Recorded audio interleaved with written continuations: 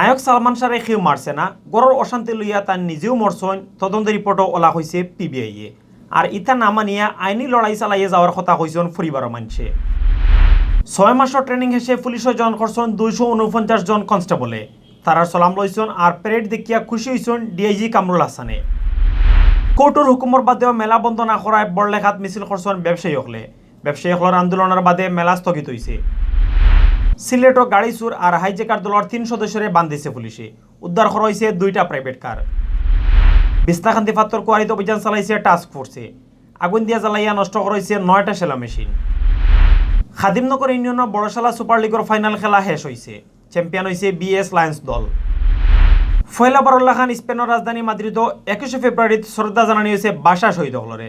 লগেও আছিল বই মেলাও। আগুনে জ্বলিয়া চালি হয়ে গেছে ইন্ডিয়ার বিশালগড় মধ্যবাজারের ফার্স্ট দোকানদার আর ফায়ার সার্ভিসের মানুষে প্রায় 2 ঘন্টা চেষ্টা করিয়া আগুন নিবাইছেন। আসসালামু আলাইকুম ও আদাব। সকলের শুভেচ্ছা জানাই আর বাংলা বিরাটকুর খবর। লগে আছে আমি জনেদাম চৌধুরী আর আমি নুমান রশিদ। অত সময় শুনছিলা শিরোনাম, এখন শুনবা ফুরা খবর। বাংলা ছবির নাম করা নায়ক সালমান শাহ রেখেও মারছে না, গড়ের অশান্তি লইয়া গলাত ফাঁস দিয়া তাই নিজেও মরছইন। তদন্ত রিপোর্টও ওলা হয়েছে পুলিশ ব্যুরো অব ইনভেস্টিগেশন পিবিআইয়ে। সোমবার সংবাদ সম্মেলন করিয়া তদন্ত রিপোর্টও কিতা কিতা হয়েছে সফলতা হয়েছে তারা। কিন্তু পিবিআই রিপোর্ট মানিয়া নিছইন না সালমান শাহর পরিবারের মানুষে। তারা কইছেন সালমান শাহ কোনো সময় নিজেও মরতে পারেন না, তারা আইনিভাবে লড়াই করিয়া যাইবা। একই লগে সালমান শাহর বক্ত অহলরে লইয়া আন্দোলনও করবা করিয়া জানাইছেন সালমান শাহর মামু আলমগীর কুমকুমে। সালমানোর মামুর দাবি সালমান শাহরে যে মারা হইছে ইতা দিনর আলোর লাগান ফকফকা।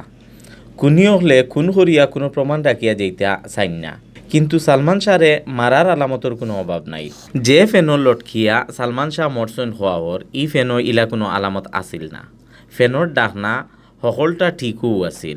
লটখাইল লাশ খে কিলা নামাইয়া আনলা ইতার কোনো বালা জুয়াফ নাই সেউরোর কাছে। আলমগীর কুমকুমে কইছেন পিবিআই তদন্ত রিপোর্ট দাখিল করলেও সালমান শাহর পরিবারের খেউরে ইতা কোনটা জানানি হয়েছে না। তাইন কইছেন দুনিয়ার বিচার শেষ নাই, আল্লাহর বিচারও কোনো সাক্ষী প্রমাণ লাগে না। দুনিয়ায় বিচার না পাইলেও হাসরের ময়দানও সালমান শাহর পরিবারে বিচার পাইবা।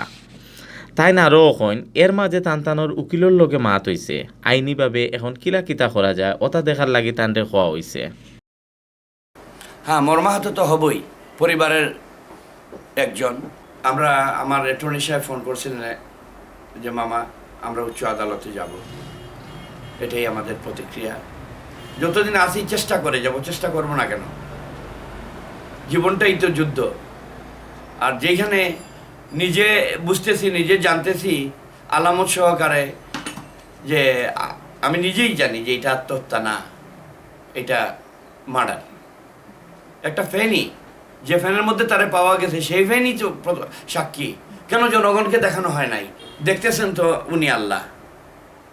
কোর্টে সাক্ষ্য চায়, আল্লাহ সাক্ষ্য চান না। 6 মাসের ট্রেনিং শেষে পুলিশও জয়েন করছেন 249 জন কনস্টেবল। সোমবার সিলেটর লালাবাজারও RRF ট্রেনিং শেষে কুচকাওয়াজ করেন তাইন পুলিশ বাহিনীর জয়েন করেন। ট্রেনিংও ময়মনসিংহ জেলার 203 জন আর বান্দরবান জেলার 46 জন ট্রেনি রিক্রুট কনস্টেবল টিআরসি অংশ নেন। ট্রেনিং শেষের অনুষ্ঠানও সিলেটের ডিআইজি মোহাম্মদ কামরুল হাসান বিপিএমে সালাম লইন আর প্যারেড দেখেন। এই সময় টিআরসি সকলের উদ্দেশ্যে ডিআইজি কইন মুজিব বছরের অঙ্গীকার পুলিশ হইব জনতার। ও মন্ত্রণালয় পুলিশ সদস্যসকলে তারা ডিউটি পালন করতে হইব। ডিউটি করার সময় বাদ মানুষের স্বাস্থ্য আর বালা মানুষের সাহায্য করার নীতি মানিয়া চলতে হইব। RRF কমান্ডেন্ট মোহাম্মদ মাহমুদুর রহমানের দিক নির্দেশনায় ই ট্রেনিং হয়।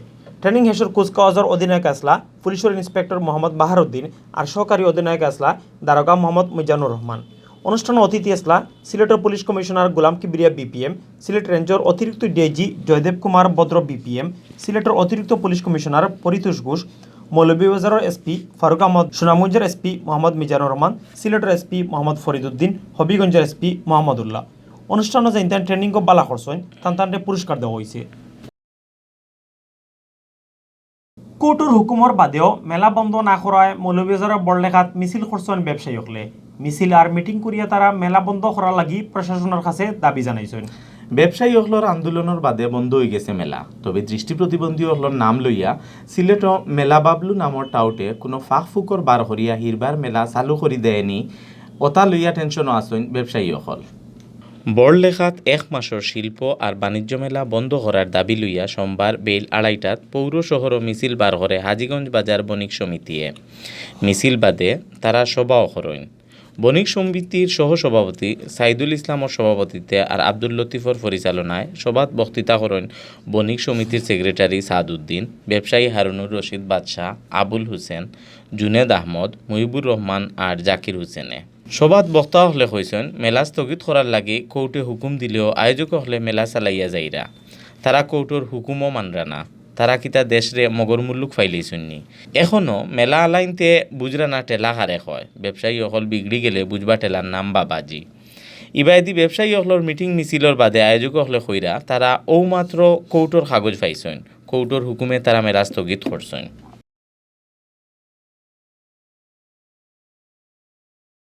সিলেটও গাড়ি চুরি আর হাইজেকার দলের 3 সদস্যরে বান্ধিছে পুলিশে। শহরের নয়া সড়ক থাকি একটা প্রাইভেট কার হাইজেক করার 20 মিনিটের মাথাত এক হাইজেকারে গাড়ি সহ রিকাবি বাজার থাকি বান লাগাইছে পুলিশে। ইবাইদি সিলেটের ডিসি অফিসের সামনে থাকি চুরি হওয়া এক প্রাইভেট কার সহ 2 চুরারে শ্রীমঙ্গল থাকি বান্ধি আনছে পুলিশে। সোমবার তারারে কোর্ট তুলে হইলে বিচারকে তারারে জেল ফাটানির হুকুম দেন।